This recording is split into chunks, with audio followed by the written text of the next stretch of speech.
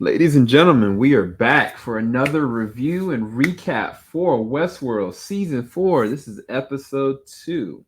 And yes, we have front and center Caleb and Maeve. And yes, they have gotten themselves into another situation. So, just to let you guys know, this is a spoiler filled discussion. So, if you haven't seen the episode yet, go and check it out. Come back and watch this.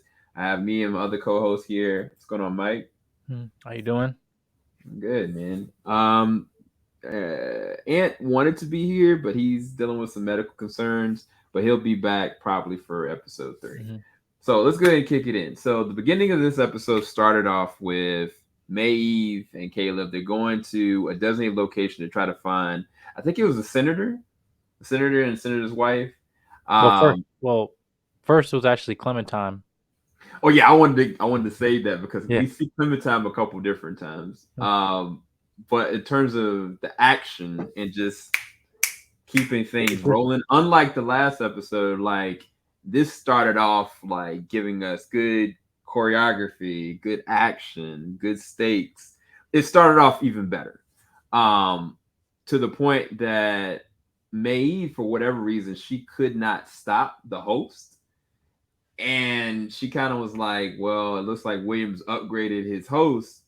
But then we make a terrible discovery that not only is it that they're able to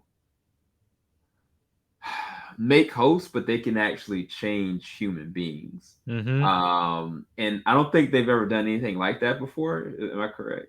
The only thing they have done with human beings is just collecting data, but now to a point it never had a point of now, it's control of human beings, which hence the flies are thing that they've been introducing that theme going on. But same thing also from season one. The fly was around when Dolores was like when she killed it. That was in her realizing hey she's seeking consciousness or whatever. But yeah, what they did here was like the first time you see even in the later scene of Fly going up someone, the assistant or uh was a guy I forgot his name, his position for terrorism, whatever like that, goes up in his eye.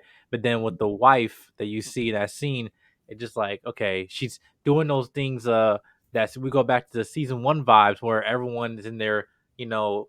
They're testing hosts, in terms of their mental capacity, and they're Right. doing something. So sometimes they might even, kill themselves, whatever. But when you see her as a woman, like she's just in and out, like you see all these dead horses, right? But then when she's talking to a person and all of a sudden you see that point almost like she reset. It's like, Mhm. oh, dinner's ready or something. Or hey, we have Right. well we have a party tonight and all that stuff. And then it's like she had like a reset. And now with Maeve, she like realized that she might have been human, but she's not anymore. So there's something that they're doing with that with the flies, trying to do something with the human race, and in a way that they're trying to how now the hosts are now in control instead of just not just finding replacements, giving them a new host body and as a replacement for that person, they're just like no, we're gonna control these humans.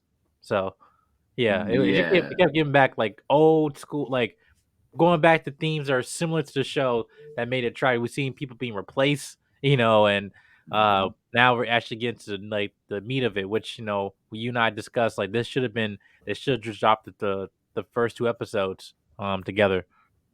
Yeah, I think it would have flowed a lot better because it's so much, you don't really understand where they're going with the first episode, even when you go down to the fake Dolores storyline. It just didn't make any sense. It felt really contrived. Versus you have both of these back to back, it's like, okay, you have a little bit more of the other characters, you have a little bit more context.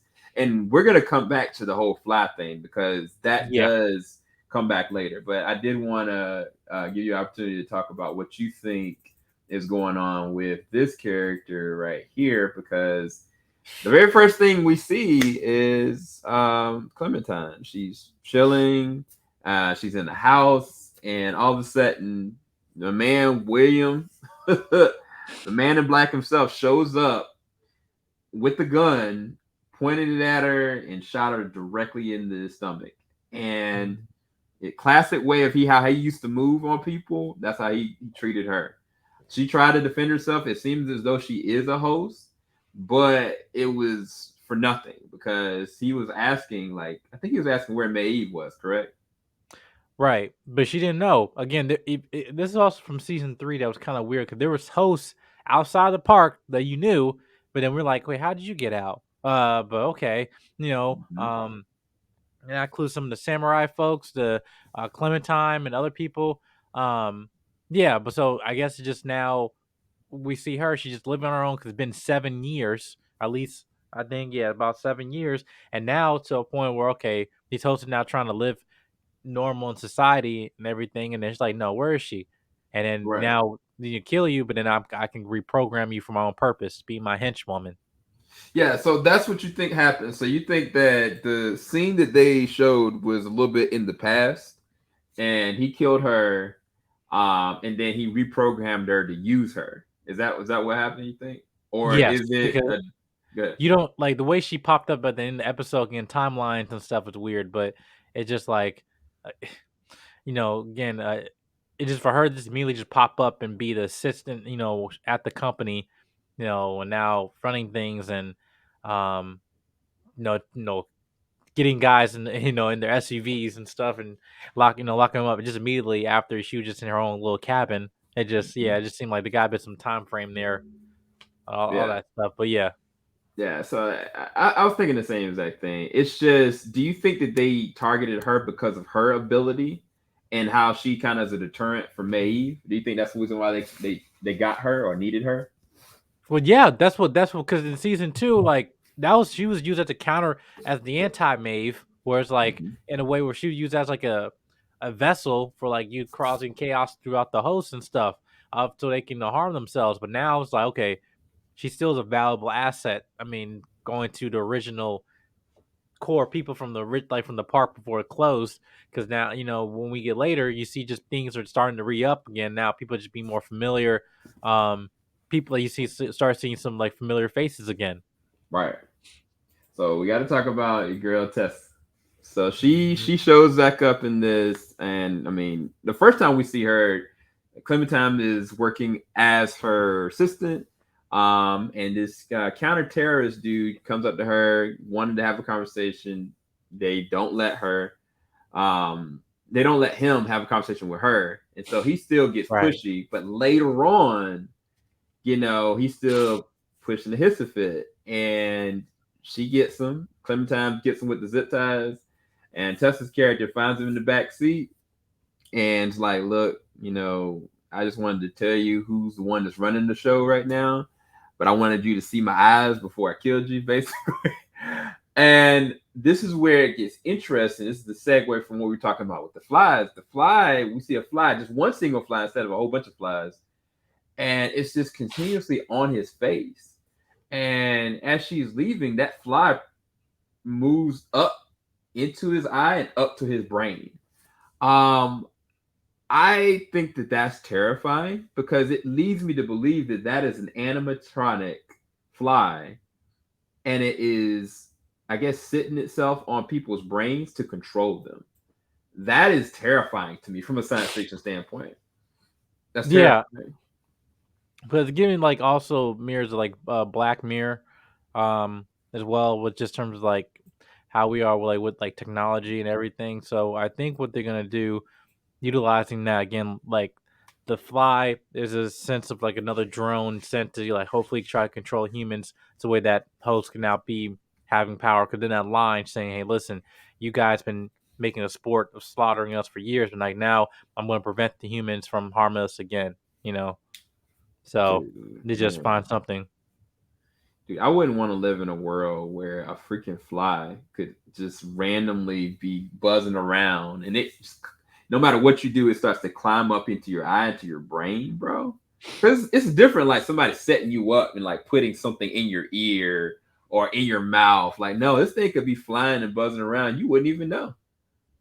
Well, And yeah, but no, that's the thing. Even then, like technology is constantly evolving. Like I'm see, me, I know my father's more of a conspiracy theorist, but like he knew like when Star Trek came out, he's like, yeah, they're gonna do those flip phones, and lo and behold, they did it. So it's like, dude, they have teleportation. They're not gonna tell you, but they do. And so like when they see stuff like this fly stuff, like, dude, they already got that. I'm like, oh yeah, okay, yeah, yeah, you know.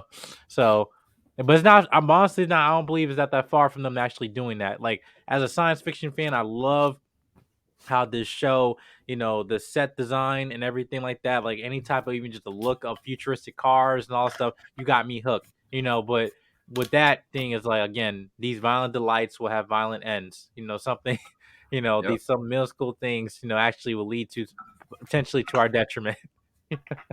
Right. No, that's a fact. So another big drop that they did, which is good for this episode, and the progression coming off the last episode, which was one of the best things about last episode, was William. The understanding that William, we just assumed that William was already dead and he was the host.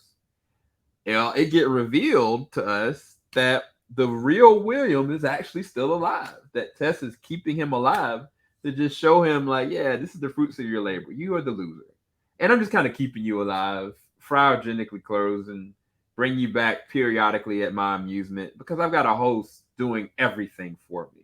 So William is still alive. I don't know why she needs him alive necessarily, other than to just make him suffer. I feel like there's a reason. I don't know your theories, but I feel like there's a reason why he's actually alive. Um, Well, but yeah, yeah, I don't know because like just in case like information for the other William host, the host William to act out his ways, and do his things, I guess. But again, 7 years they kept him cryogenic frozen and in and out of times and stuff like that. But just to say suffer, like that was the whole point of season three. Like in the whole thing of him in the chamber after his supposed death of his daughter and or no, not supposed, yeah.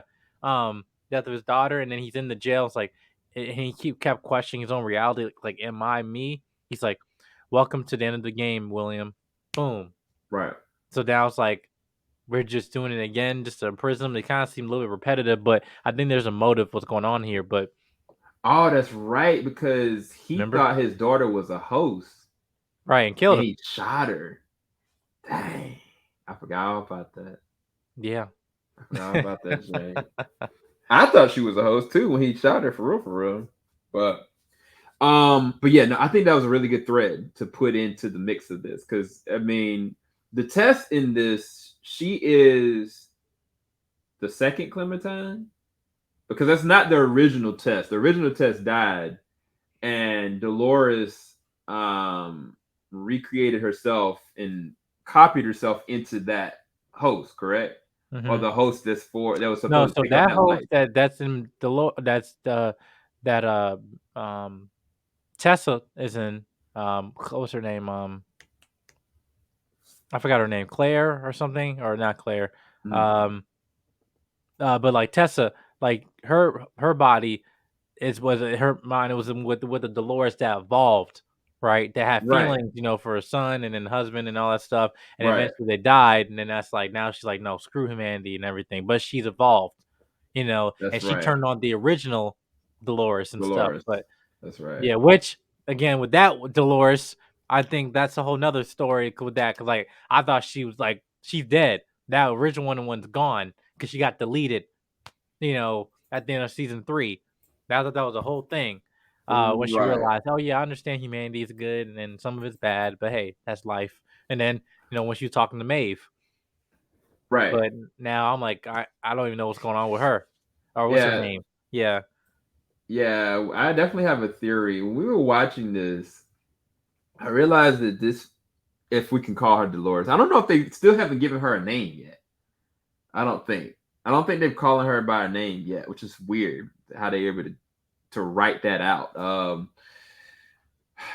The thing about her story arc, it doesn't fit in the continuity of anything else. Like it doesn't connect with any of the other characters. It seems almost like it's in the future, down to certain actions and things that she's doing.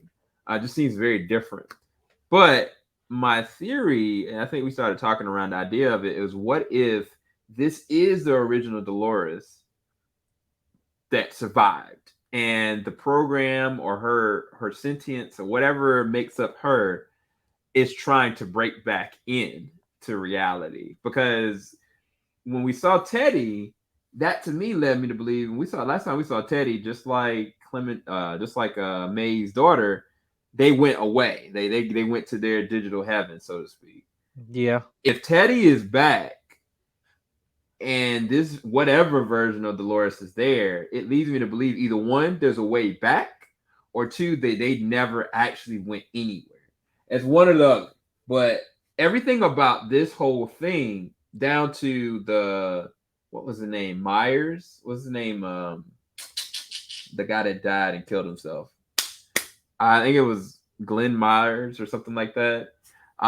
He supposedly had um did all this from her actions that she wrote, Wrote. which didn't make sense to her because it was like it was just something she wrote. Then she goes to the memorial, finds out that he had a will written out to dedicate to this location, and she goes to the place, and there's a whole West Wing there, and he was already dead, and it doesn't add up. But the thing I think in this story arc that is interesting is they brought up a tower. Is this homeless guy? He was like, can you hear it? Can you hear it? Like the birds can hear it. I can hear it. Then she goes to her job tower, and it looks like birds are just laying around and nobody's noticing anything. And I think even the guy that was homeless, he had like a drawing of what the tower looked like. And then at the memorial that she went to, there's actually drawings of the tower as well. So I don't know. This is the weakest arc, but it's weak only because you don't know what the heck's happening and you don't know where it's going. And it doesn't fit. It literally doesn't fit. It's like a puzzle piece that doesn't go anywhere. Right. And on with that is also we still haven't even gotten to Bernard. Like, and it's like, Bernard, yeah, Bernard has not even showed up yet. and him at the end of season 3 was he went into the heaven, and then somehow when he woke up, obviously time has passed. Because like everyone, the whole room, he's all dusted up and everything. So he just stood there for, I guess, for so many years. So I guess like we don't even know where he's at, which then got connects to why is Teddy there? You know, did he come Right. out? Did they bring somebody out or whatever? Like that's what. So I'm still kind of left like scratching my head, literally, like what's going on. Um, but with her, I think it's the whole line that happened beginning of season 3 when she said like, what if when she was having a conversation with somebody that what if we're in a simulation within a simulation, and that's probably what's going on with her, because with this actress and stuff, like the whole thing was like, oh, Dolores is dead. That's the whole like that's the we thought in season 3, but now you brought her back, and now I'm trying to confuse like what's the overall goal? Yeah, with this, it's just like now, like what's the overall game plan? What's the end game? Now that's where I'm kind of left confused as an audience. Like as a viewer watching this, I'm just like I'm waiting for that. It all makes sense now. Yeah, like You know, the puzzle pieces haven't been put into motion yet. They're getting there. I think that this is way better than the first episode. But I way feel like if better, the first way and the better. second episode worked in tandem together, it would have been a better experience either way. Like Yeah. if they had both of them together, Yep. it'd been so much better. Especially if they had them both last week and then going into this week, it was the third episode. That would have been dope. Mm-hmm. Especially when you have like shows like Stranger Things and Thor Love and Thunder coming out and all this other kind of shows like The Boys. Like you need to be able to hook us. And the first episode of this didn't hook anybody. The second episode did a way better job. But if the first and second episode worked together, they would have hooked everybody from the beginning. But that's neither here nor Well, even there. looking in, the boys they dropped their 3 episodes, They did. so 3. So I'm like I mean, that. a part of that is also, HBO, they're not going to break their trend. That's the best way I can kind of say it without sounding rude. They're used to always doing one episode. HBO's never released 2 episodes at once of any show. They've always kind of made people wait. But I feel like because the streaming age has changed the game so much, you got to adapt in some way, shape, or form with the times to keep people's interest, to keep people enthused. Like this isn't like a brand new show like The Last of Us. Like this is a show that everybody's seen. So I don't know. Right. No. So that again, and I'm just saying, just for some people who not, because like you constantly want to bring new people like when you're like increasing as a season. And I'm like, we can't go back to season one, which is like to me, I still probably still the best. Probably season one and season two is still the best. But again, for them to be like, well, okay, I'm watching this show. Why do I care? Why? And then I'm like, I'm really confused. So it's like this is a show that's like it's challenging the viewer in terms of like their intellect, and no, hey, like you need to pay attention. Like some shows, like okay, I don't need to jump in and understand what's going on. I can kind of get just like no, you need to you need to understand what's going on in this show. And you need to pay attention. And like so, that's what I'm saying from a viewer standpoint. This was a good. This is a good like step forward, making things right from this first episode. But again, just because of COVID and all this other stuff, like delayed from season three to the point now it's like hey like we're kind of getting moving forward direction now, be more consistent, bringing back people fans of the show, and they even acknowledged the pandemic in this show, which was funny. So Yeah, that um was weird. yeah, I was just like meta, it's just like yeah, great war, we were in a pandemic and all this other stuff, and here we are now. And so just That was just weird. I'm not gonna lie to you. But yeah, there's one last piece that we got to talk about, which is the Maeve and Kayla part. We talked about the beginning when they first showed up, and there seems like there's a little bit of a, I don't know, possible love arc that in the past 7 years since the last time that they seen each other, like they may have something going on. But either way, they decide to go to the designated location. They get there, they see the welcome sign. Well, no, they see a opera box that's just sitting there playing. They remove it, and I was like, y'all about to get blown up. And then the floor literally moves from this contain, and then they go in. They see the welcome sign. They go through, and they're saying welcome, and they don't know what's going on. They have a drink. They have a little talk, and Maeve understood like, yo, I know this train. I've been on this train before. This is Westworld.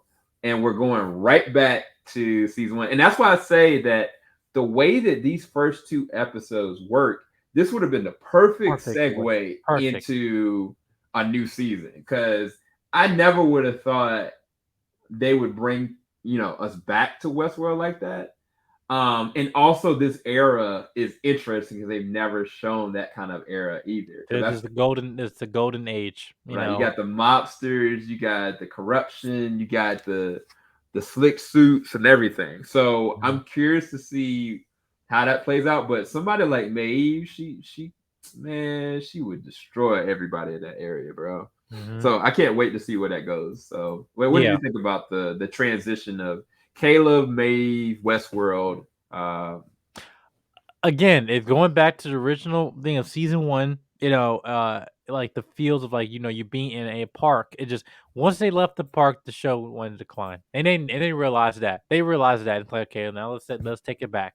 Let's buy the park back. All this other thing, you know. But no, that was the whole thing, this whole thing going back to the show, the amusement of like, hey, you guys are passengers, into this world. And now we're going to, and again to just how probably like the set design of the show is just like now we can be in different eras from Shogun World to, you know, Raj World and all this stuff, to now it's like, yeah, we're in different areas now. This one we have not touched before. So I'm all for it.